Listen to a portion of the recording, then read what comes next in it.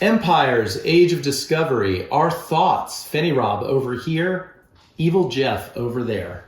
Okay, well, I'm just going to go on record to say this has always been, now I've owned this game for 10 years, has always been one of my favorite games of all time. This, in fact, has made it on my list of the top 10 favorite games. I guess I'll go ahead and put a link up there for you so you can see that. Because there is so much going on in this game, but the mechanics tie together so well that the theme is strong. And even though, again, it's one of these kind of an archaic theme that is not well received because you're going out and colonizing these lands, and we all know the history of that. There are many historic games where you are doing things that are not good. I mean, any World War II game, you're playing the Axis powers, you're doing some bad things. So the mechanics tie to that theme very well. And it's hard to find a game that is more engaging and tense throughout. Every single decision you make is probably an important decision.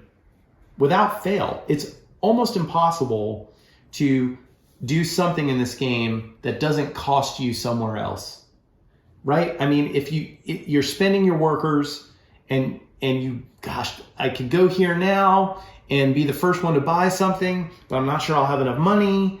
Maybe I need to do something that's going to get me something better 2 turns from now, but you only get 8 turns a game. So, there's so much going on, and every single thing is at the cost of something else. So to me, this is the kind of game where you're going to spend 2 to 3 hours, and at the end of it, you're going to feel like you have been in a fist fight of your brain. Yeah, for sure. And, this has a lot of elements that are a lot of fun. First, you've got the whole worker placement thing to get actions. You have some set collection. You have economy that you have to manage. Economy is huge in this game. It is. And so there's just a lot of different mechanics that make it very interesting. You don't get bored with this game at all. I will say I agree that every decision you make is important, and you have to be very efficient. And the problem with that, of course, is whenever you need to be super efficient to be able to be competitive, or if you're playing with someone else that's at your same level, that also means that you might get a little AP occasionally. Yeah. And you also have to be on the top of your game, right? There is no rest in this game if you're going to have a chance of being successful. Right. and that's what happened to me on this game that we just played. We just played this game, and one mistake cost me the game. It would have been I would have won the game had I just not made one mistake towards the end. Now, that mistake that I made was I didn't remember how much income I was going to have, and I needed to make sure that I either sent somebody to the new world to generate some income in the form of a merchant, right? Or I would need to have in the previous turn gotten a builder so that I could reduce the cost of this building, because had I been able to purchase a building, I was short by $2 or two coins, I would have won the game. So that's how critical the decision-making process is in this game. But it doesn't feel like it's difficult. It's not. It just requires you to be thinking a little bit. It's like chess, you just need to be thinking ahead. Now, the other thing that I would say is that if you're going to play this game and you only play it occasionally, or you've not played it at all, there is a variant in the book, in the rule book, that tells you that in Age 3, or the third era, when these buildings come out, instead of making it a surprise, yes, like in the cases what we did, we made it a surprise. There is a variant that says put them out, the 10, for the whole game. For the whole game, so you can review them and know what's coming, and then before you actually place them, you would shuffle them and face down, and then you turn them up. So you know which 10 are coming. You don't know when. Yeah, but at least you do have know, some so you sense. can prepare. Yeah, and so you could prepare for, purchasing or knowing that you think that one of those tiles might come out that you really need or want, and you can plan ahead a turn or two or three to make sure that you're prepared for that. And we had intended to do that, and then we forgot, or we didn't do it right.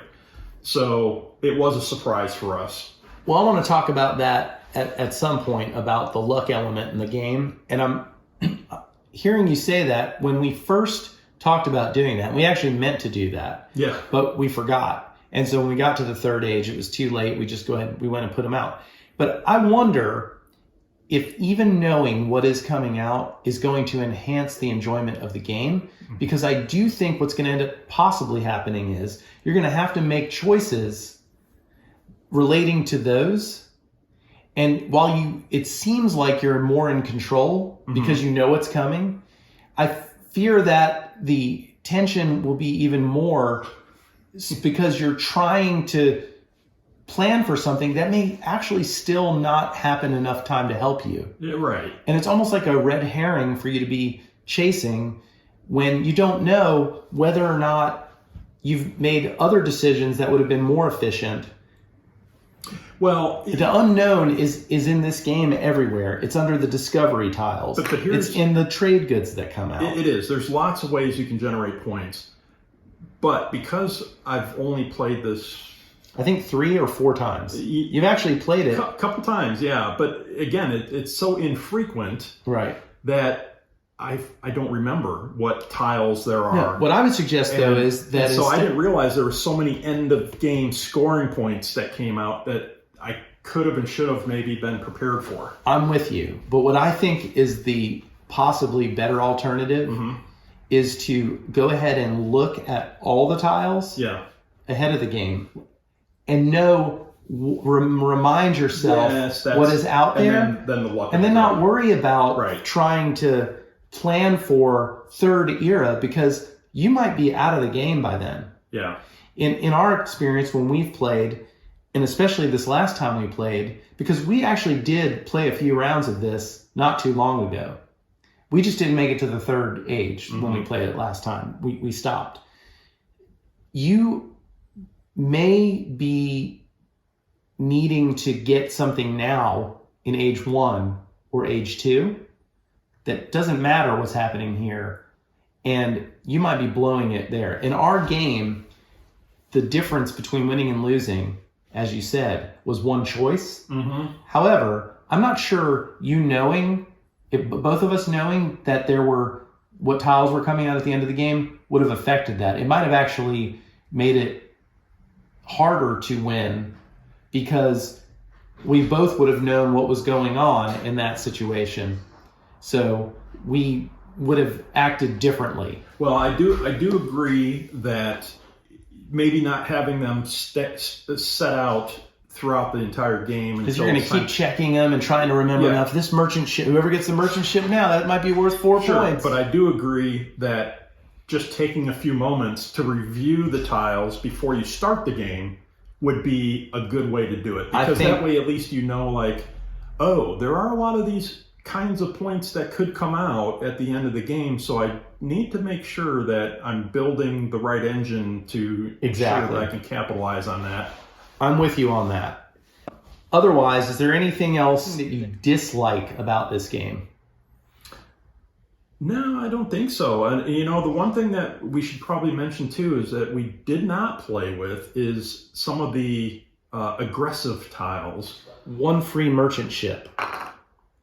Immediately take $5. Get 2 free specialists. Oh, well, that's not mean. It's not mean, No. but these are, those are pretty game-changing things early in the game. Sure. These are level 1 tiles. Yeah, right.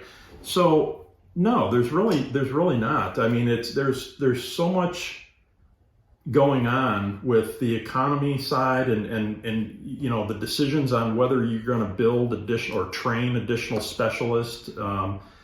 and the ongoing effects of the buildings. It's a heck of a fun game. And Get 2 free trade goods with this. Yeah. So, to me, those would be fine if they were in there, yeah, but it doesn't hurt it to not have those aggressive tiles or whatever they're advanced, the red ones. it's a fun game. I really enjoy it. It's they're- definitely a classic. It probably is underrated. I mean, I don't know how many people play this game, but I think what hurts it is the theme at this point.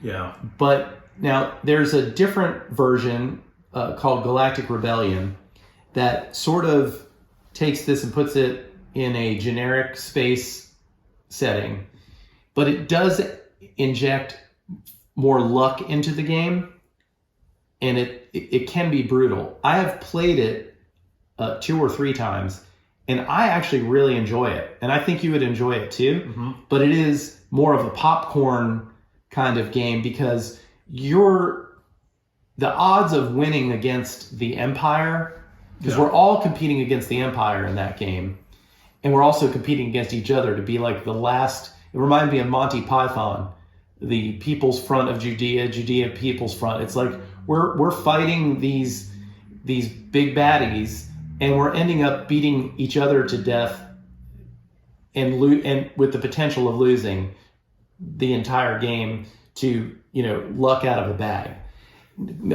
I understand from what I've read on Board Game Geek that Glenn Drover intended it for it to be a little bit different. yeah, Not the exact same mechanics, but it is very similar. It's just there's these big baddies are on the board, and if you work together during the game, they're way easier to defeat. mm-hmm.